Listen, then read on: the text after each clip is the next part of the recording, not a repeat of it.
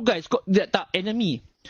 Ya, aku pelik betul enemy. Okay, aku bagi tips lah kau enemy Bukan cara macam tu. Domain Mobile Legends kau ramai-ramai serbu golem macam tu. Lepas tu objektif kau orang tak ada semua.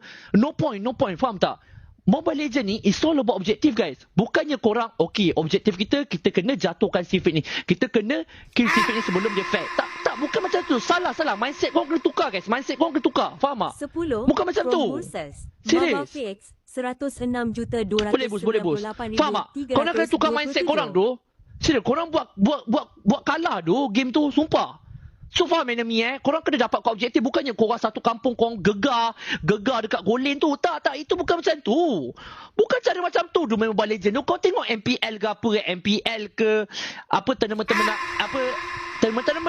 ke diorang serbu golem macam tu? Tak ada. Tak ada objektif apa-apa yang kalau korang dapat bunuh aku. Serius. Faham tak guys? Jangan macam tu guys. Salah.